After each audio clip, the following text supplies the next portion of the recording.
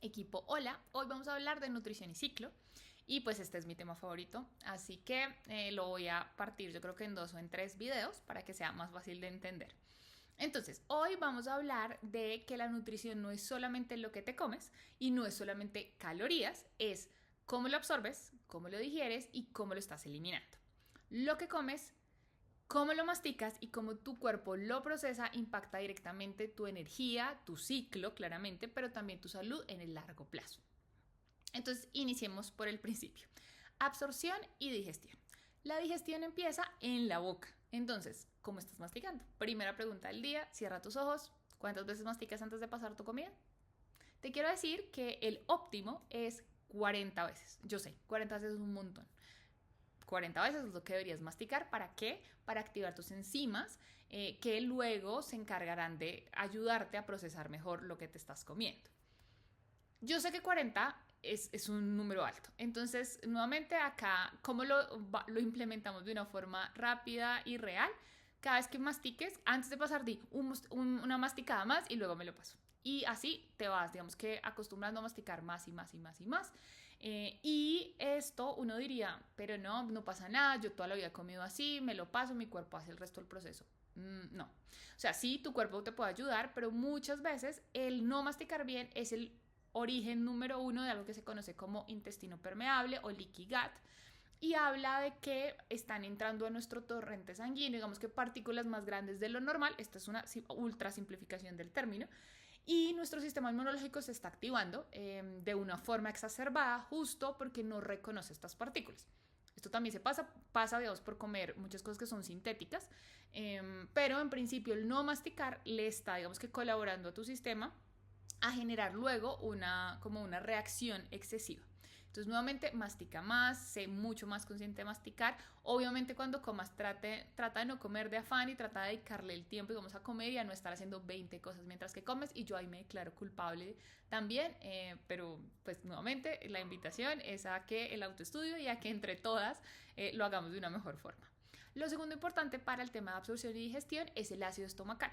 Entonces, hay muchas personas que reportan desde muy jóvenes ahora tener reflujo, sensación, digamos, como de quemazón, de que la comida como que no baja, en las mañanas que se levantan con la boca ácida. Entonces, este tipo de temas normalmente se tratan con antiácidos. Los antiácidos no fueron diseñados para que tú toda la vida tomes un antiácido. De hecho, ningún medicamento. Bueno, algunos sí, pero en principio el antiácido no es algo que uno debería tomarse todos los días, que no es como, como y encima el antiácido, porque el antiácido de hecho en el largo plazo puede suprimir aún más el ácido, siendo digamos como nuevamente generando el efecto que no deseas. Entonces, y también digamos que el consumir antiácidos genera deficiencias de micronutrientes.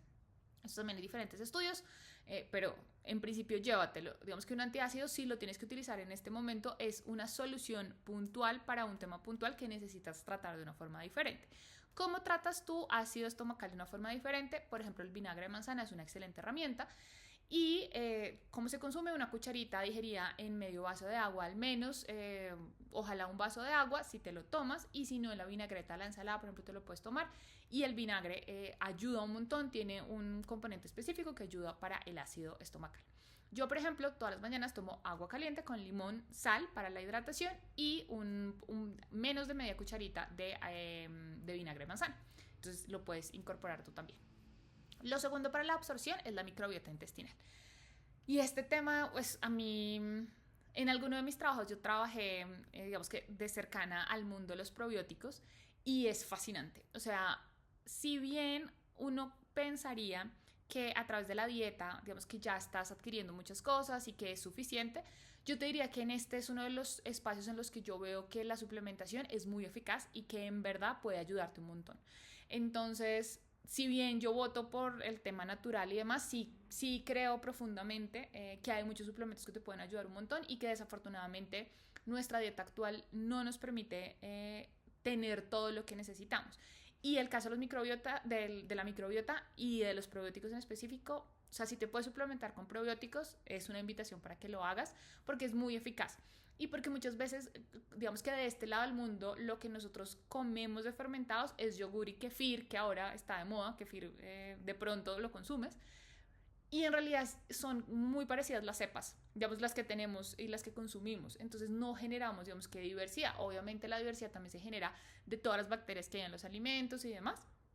Pero cuando tú te suplementas, estás, digamos, que puedes llegar a ser muy específico porque hay suplementos específicos para diferentes temas, entonces, de probióticos. Entonces intenta, digamos, como si lo quieres explorar, muchas personas dicen, por ejemplo, que no les caen bien ciertos alimentos, entonces, bueno, las enzimas, tal, que ya hablamos, pero también puede ser por un tema de déficit de microbiota o más bien más de déficit de desbalance en una microbiota que sea, digamos, que positiva. Recuerda que la microbiota muchas veces es la que está ayudando a generar, digamos, que ciertos micronutrientes en tu cuerpo. Entonces, es importante que tengas una flora intestinal, digamos, que balanceada, robusta, pues para que puedas estar mejor tú. Y también recuerda que muchos neurotransmisores, como pueden ser la serotonina, que es conocida por esta sensación de bienestar, o GABA por la calma, o incluso la dopamina por esta sensación de motivación, el lugar de mayor producción puede ser incluso tu intestino. Entonces, este es, digamos, que nuevamente otra de las funciones que tiene, y de eso depende pues tu estado emocional.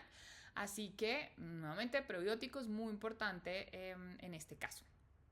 También es importante que alimentes esos probióticos, y la forma en que alimentas los probióticos es con fibra, que son probióticos prebióticos. Entonces es la alimentación de los probióticos. Entonces ahí todos los vegetales, el plátano, la avena, la cebolla son de los alimentos como más nutritivos en ese sentido. Hay muchos, los puedes buscar. Lo segundo que quiero que hablemos, ya que hablamos de absorción y digestión, es la eliminación. Entonces, en la eliminación, quiero que pienses en que esto no es solamente un tema de digerir e ir al baño. Digamos que si bien es un tema digestivo, hay otros órganos que son muy importantes y que quiero resaltar. El principal es el hígado, que ayuda a toda la parte de desintoxicación de las hormonas y las toxinas. El intestino, que básicamente pues tiene esta función de excretar, digamos, que los metabolitos del estrógeno en específico para el ciclo. Recuerda que si no hay un tránsito adecuado, o sea, si no vas al baño todos los días, de hecho lo óptimo es que o sea, que hagas popó 2 veces al día, o sea, básicamente después de cada comida grande. Y en realidad cuando uno habla, o sea, la mayoría de mujeres que yo conozco no tienen este nivel de tránsito, a menos que sean vegetarianas. Cuando son vegetarianas normalmente sí, porque el consumo de fibra les ayuda a esto. Yo lo digo, yo ya no soy vegetariana, pero sí consumo mucha fibra y sí ese es el objetivo. Entonces recuerda, porque cuando no consumimos suficiente fibra, el estrógeno que ya se eliminó en una parte del proceso se puede llegar a reabsorber y recircular. Lo tercero, o bueno, el tercero, sí, como órgano importante son los riñones, por eso es muy importante la hidratación. Y también la piel. La piel se le conoce también como una vía secundaria de eliminación. Entonces, sudar es muy importante. Entonces, suda. Y el último al que quiero que hablemos y que quiero hacer ahí un paréntesis importante es el sistema linfático. El sistema linfático básicamente piensa que es un sistema paralelo a tu sistema circulatorio, pero con la diferencia que no tiene un corazón, entonces no tiene una bomba propia que se encargue de inmovilizarlo. ¿De qué se encarga el sistema linfático? De drenar los desechos, de drenar todas las células muertas. Ahí es donde el sistema inmunológico, digamos, que cumple muchas de su función, digamos, que lo arrastra en los nodos es donde se concentran muchas de las funciones inmunológicas. Y este sistema linfático, obviamente, digamos que el sistema inmunológico está en muchos lugares, pero en los nodos en específico tiene una función bien importante. Y este sistema depende de tu movimiento y de cómo respires, de hecho.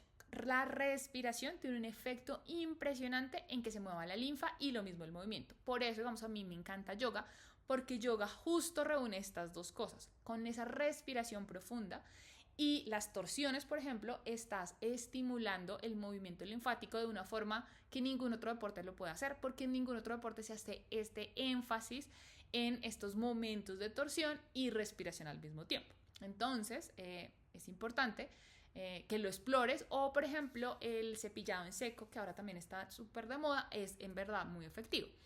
Entonces, este cepillito que te vas haciendo en la piel, normalmente los linfas más importantes están en las axilas, entonces dirige, digamos, que el flujo de tu cuerpo hacia ahí.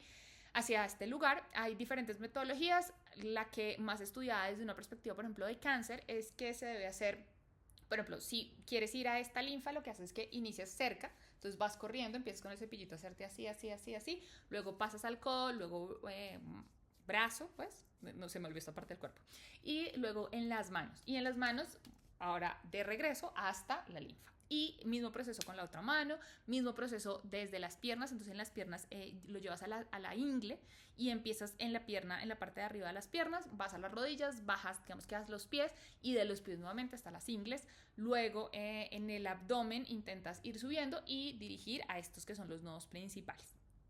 Entonces, de ahí, por ejemplo, la importancia de no utilizar antitranspirantes, estos desodorantes que inhiben la sudoración, en realidad pueden llegar a ser muy nocivos porque están, digamos que, evitando esta vía de eliminación que es muy importante. Entonces, si bien, sí, yo sé, no queremos oler mal, existe, digamos que el sudor per se no debería oler mal. Entonces, sudar no es algo negativo, más allá, digamos, como de estas connotaciones sociales que tenemos.